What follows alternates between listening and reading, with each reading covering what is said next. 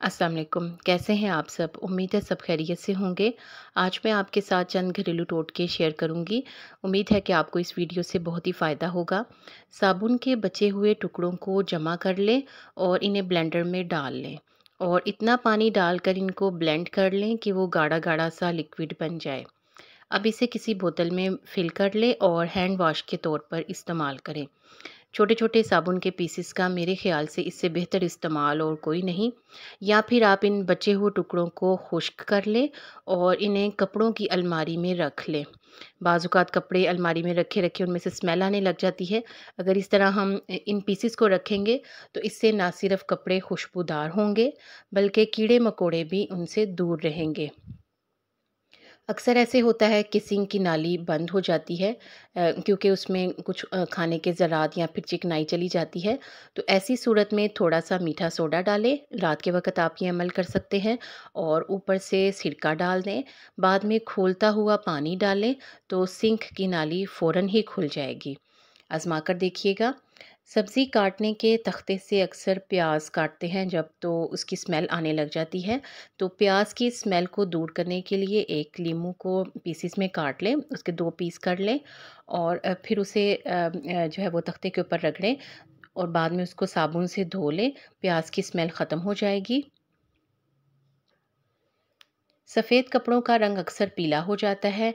इनकी सफ़ेदी को बहाल करने के लिए कपड़ों को धोने के बाद बाल्टी में पानी ले लें और उसमें क्रीम ऑफ टार्टर, ये एक केमिकल है जो आम पंसार से मिल जाता है।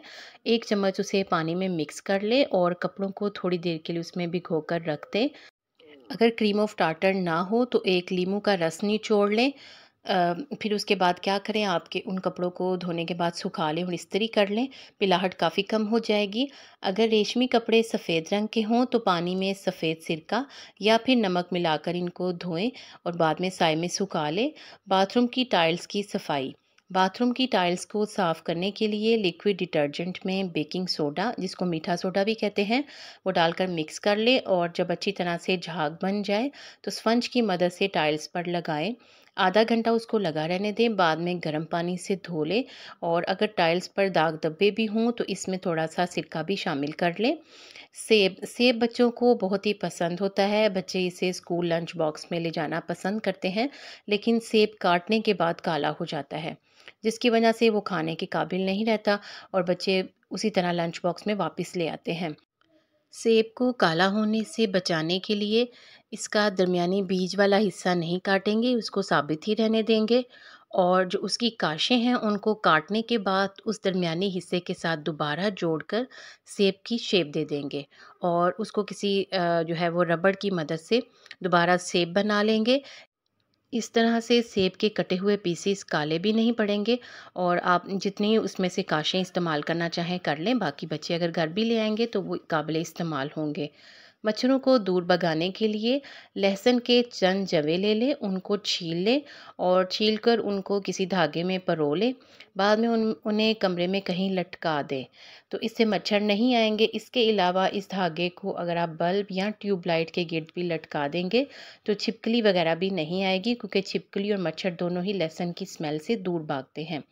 हाथों से अक्सर मिट्टी के तेल की बदबू आने लग जाती है या पेट्रोल की, तो ऐसी सूरत में सरसों के तेल में आटा मिक्स करके धोएं, बदबू दूर हो जाएगी। कांच के बर्तन से लहसुन और प्याज की स्मेल को दूर करने के लिए इसे धोकर सुखा लें, फिर एक अखबार को फाड़ कर इसके छोटे-छोटे गोले बना लें और उन्हें उस मर्तबान में या फिर किसी कांच के बर्तन में जिसमें से स्मेल आ रही हो, उसके अंदर रख दें। पूरा और रखने के बाद उसको ढक्कन अच्छी तरह से बंद कर दें, पूरी रात उसको पड़ा रहने दें। सुबह देखेंगे तो स्मेल बिल्कुल गायब होगी। आपको इन टिप्स में से कौन-सी टिप अच्छी लगी, कमेंट में बताइएगा और चैनल को सब्सक्राइब करते जाइएगा। शुक्रिया।